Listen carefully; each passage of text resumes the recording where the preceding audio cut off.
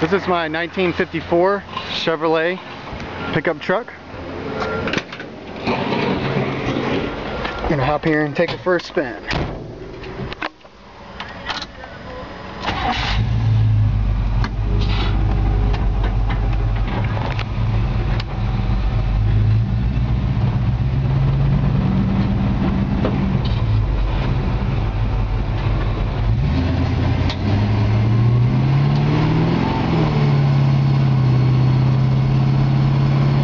Got a Chevy 350 4-barrel 700 R4 automatic transmission.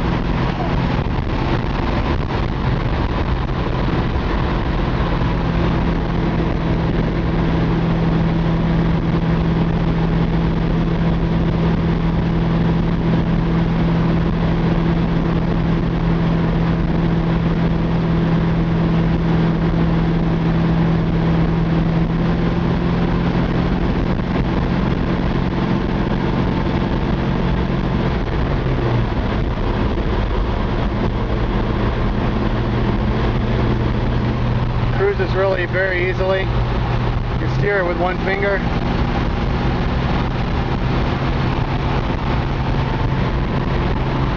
I don't know if you can see I'm driving with one finger. It's a little noisy in here with the wind noise. I got the windows down on a hot Georgia day.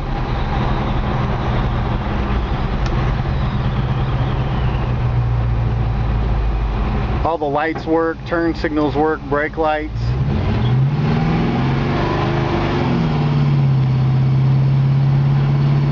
The transmission, it sounds like it may need an adjustment. It's possible it could need to be rebuilt. I don't want to be dishonest. I haven't had a time to take it to the training shop. I'm driving it right now. It's cruising fine.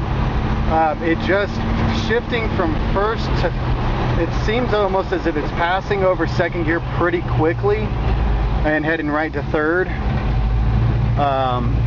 Shifting into, you know, overdrive and everything seems to be fine.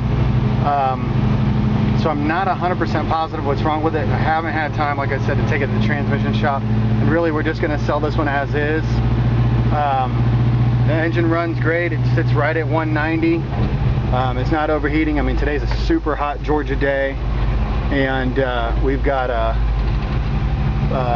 I just put a brand new fan in this thing. Oops, I left the turn signal on, I guess. I don't know if you can see that on the tap. Sitting at 190, maybe 195 while it's cruising. The truck's got a just recently rebuilt engine. You can hear the. It's got a really nice sounding exhaust system. It's kind of funny. This truck's got a lot of great things about it, and it's got a few not so great things about it. It's funny to hear that engine. It sounds so good.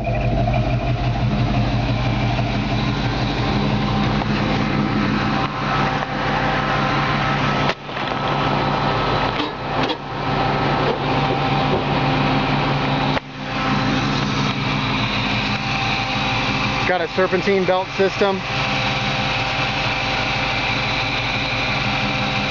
You can hear the engine just runs perfect. I mean, fantastic. No ticks or any unusual noises out of it.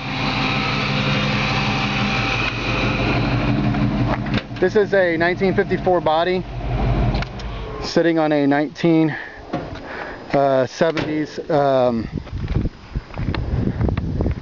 what is it? S10. Sorry about that. It's sitting on an S10 chassis.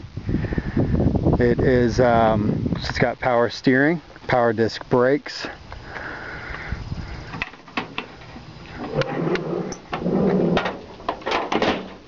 It has had the battery moved up onto the firewall.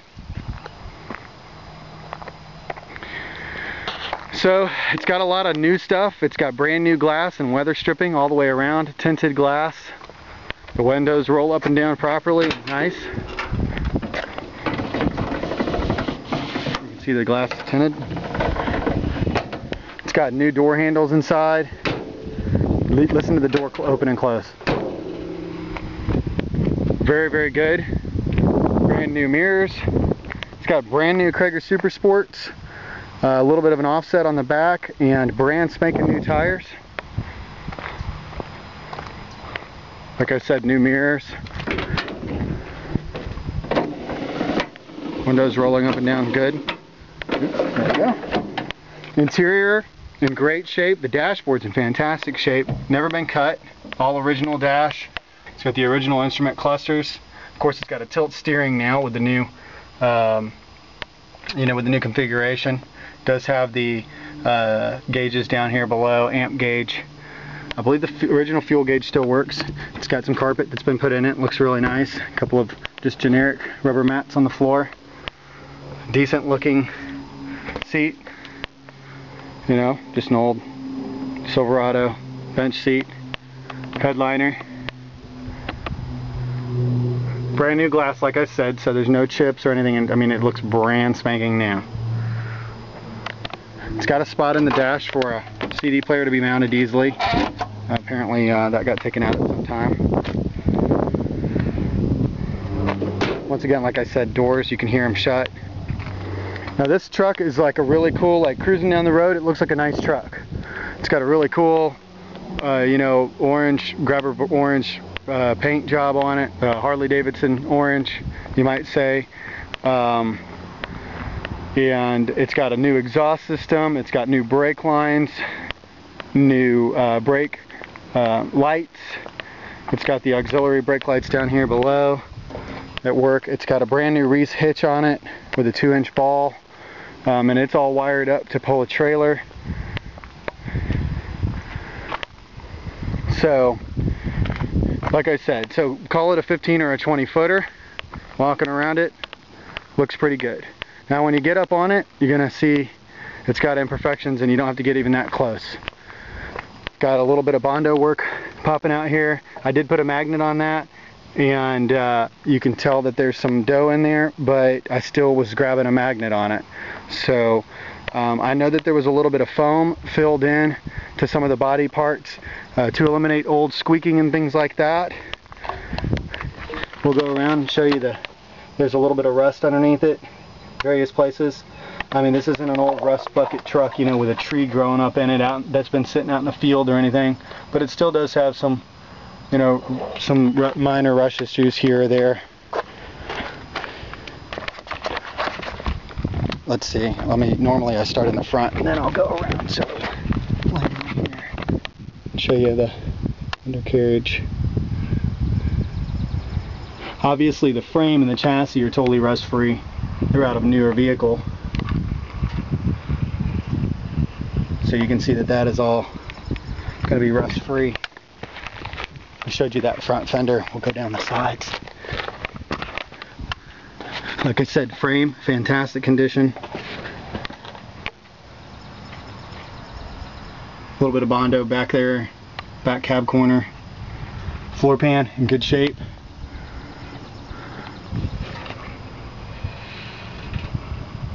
No leaks on the engine that we've seen. Transmission pan's not leaking. Oil pan's not leaking. Show you the inner fender well. Newer shocks. Just trying to be very, very thorough on these videos to show. Like I said, newer shocks. You can see brand new exhaust system with new tips. Looks really sharp. It's got the old wood still underneath the bed. The only thing that concerns me about this truck is the transmission, and I wish I had time to get it over, but we've just been so slammed that I told the owner of this truck that we would just put it up for sale as is. I thought about, in fact, I found a 700 R4 that somebody had just pulled that was running and driving great for $300, and I thought, gosh, it's almost a no-brainer to just get on Craigslist or eBay, buy another 700 R4, and in a couple of hours you could just drop this one out, bolt the new one in, and have absolutely no problems at all. But I have had trucks shipped like this before and taken the time to take them to the tranny shop, and they've tuned them in, and there was just a couple of little things that were off, and the vacuum line, and and then it shifted out great. So I'm not making any warranties or guarantees, but it's possible that it could be a simple fix, and it's possible it could need, you know, a rebuild. So I want to be honest about that. We have been driving around and cruising it around. The guy that owns this truck, he's been driving it a whole bunch.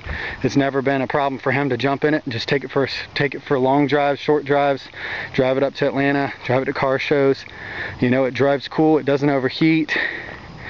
My only real beef with the truck is that it doesn't have a CD player in it, because I just got to have my tunes when I go cruising. The bed does have a diamond liner in it. You know, it looks pretty cool.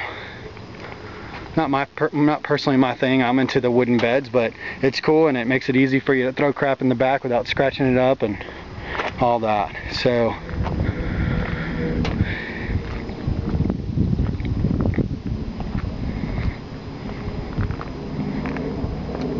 just want to walk around it a few more times and show you the top looks good. No major dents or anything. I think especially if you like this color, I think you could go around it, do a little bit of body work.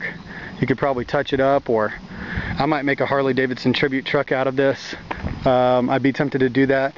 If you're gonna do tribute vehicles, you've got to buy your decals and things from Harley Davidson directly. Do not try and make your own. It's illegal, and they will issue you a cease and desist.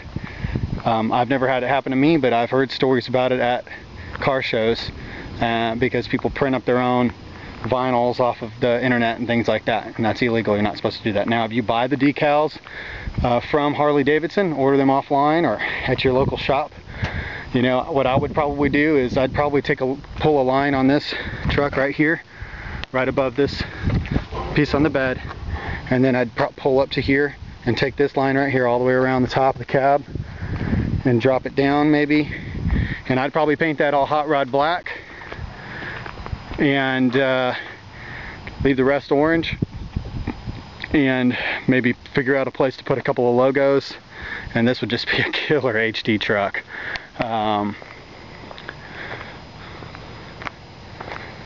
So I just want to, like I said, want to continue to walk around it. I think for the money, I think it's a no-brainer.